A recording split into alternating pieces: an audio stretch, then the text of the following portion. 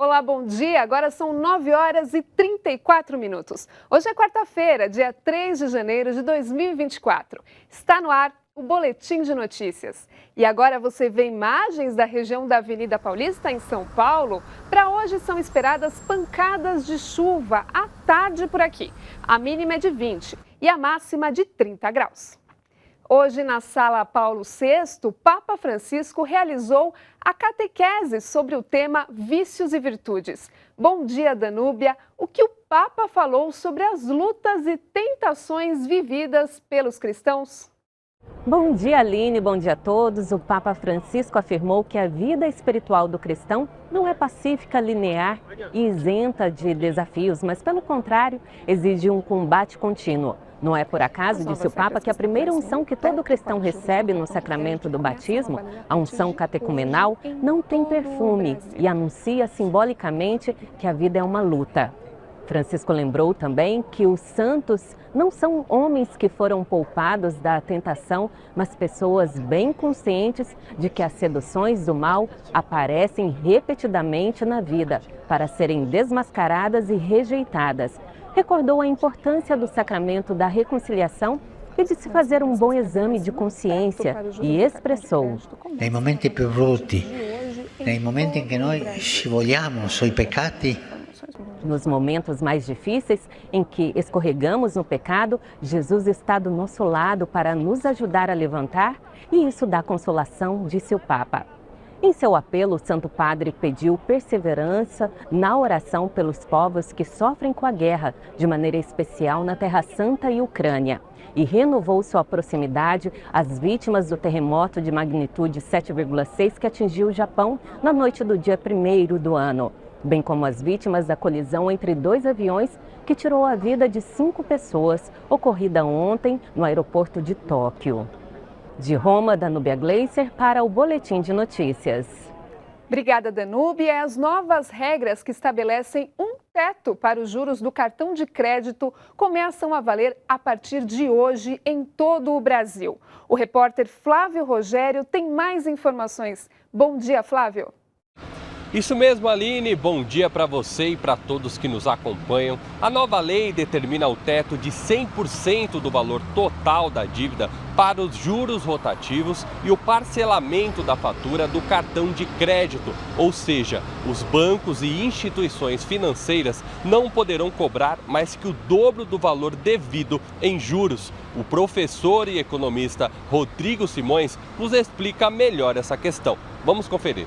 O objetivo dessa proposta é buscar a redução dos altíssimos juros que nós temos hoje em dia praticados no mercado para quem deixa de optar pelo pagamento integral da fatura, né, a pessoa paga uma parte ali da fatura, ela automaticamente entra na modalidade rotativa, ou seja, você vai pagando uma parte e ali começa a incidir os juros sobre juros conforme você vai parcelando e vai pagando.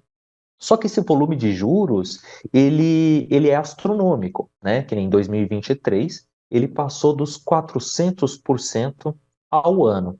E aí, diante de tudo isso, o Banco Central, preocupado com esse volume de juros que a população paga no Brasil, buscou criar uma proposta onde os juros ele se limita a 100% ao ano. Tá? Então, com isso, fazer com que as pessoas elas paguem menos juros. Tá? Então, isso é uma medida que entra em vigor a partir desse ano, com o objetivo de facilitar aí o custo financeiro das operações da população brasileira.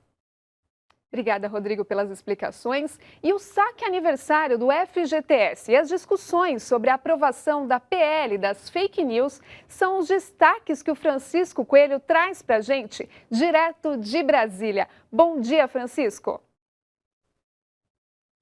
Bom dia, Aline, a todos. Os trabalhadores nascidos em janeiro já podem sacar os valores do FGTS na modalidade saque aniversário.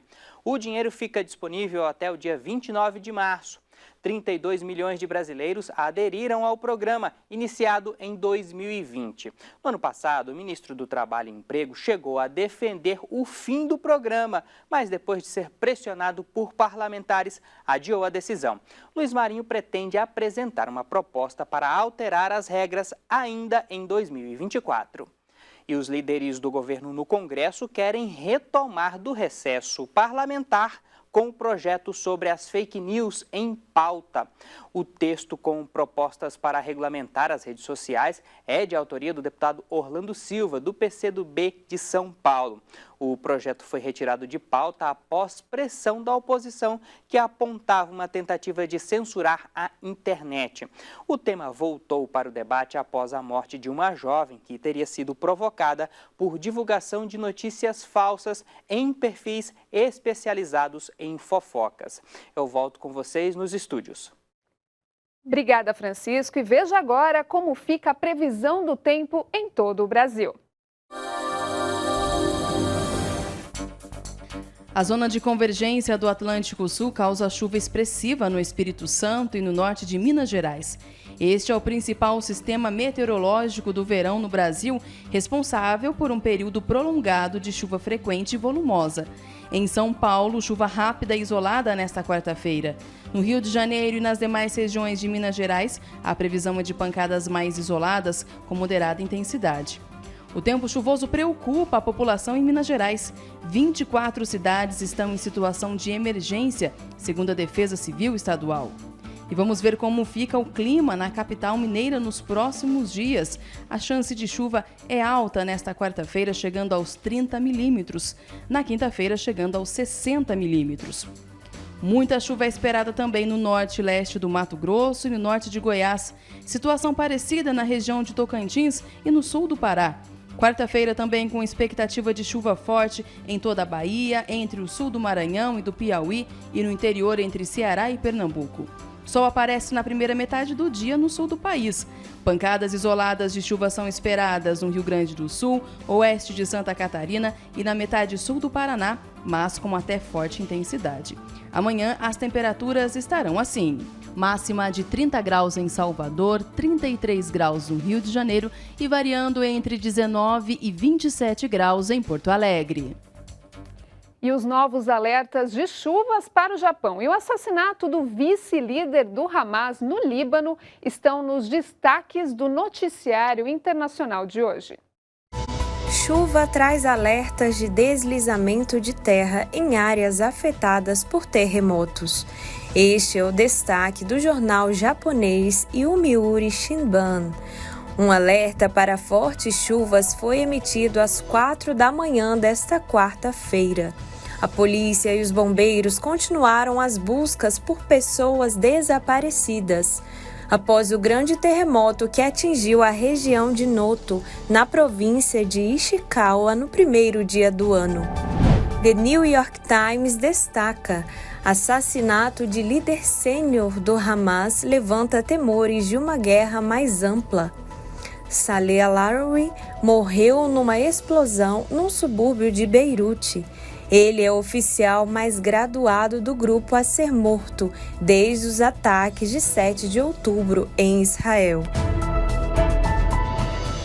E em vídeo com as intenções de oração para o mês de janeiro, Papa Francisco falou sobre o dom da diversidade na igreja. No hay que tenerle miedo a la diversidad de carismas en la iglesia. Al contrario, hay que alegrarse de vivir esta diversidad.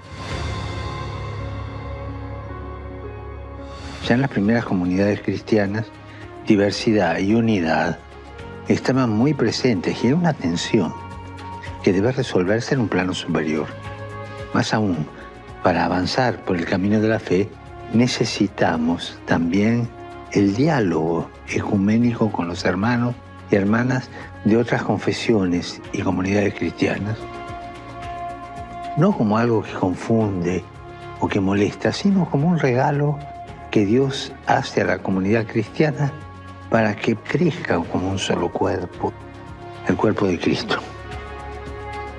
Pensemos, por ejemplo, en las iglesias orientales, tienen unas tradiciones propias, unos ritos litúrgicos característicos, pero mantienen la unidad de la fe, la refuerzan, no la dividen. Si nos guiamos por el Espíritu Santo, la riqueza, la variedad, la diversidad nunca provocan un conflicto. El Espíritu nos recuerda que ante todo somos hijos amados de Dios, todos iguales en el amor de Dios y todos diferentes.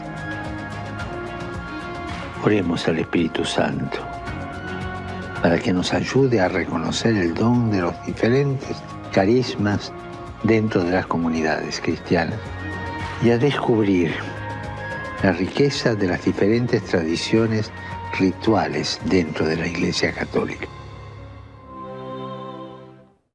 E com essa mensagem a gente encerra o Boletim de Notícias. Você pode conferir outras informações no site noticias.cançãonova.com. Uma excelente quarta-feira para você. Continue ligado na Canção Nova.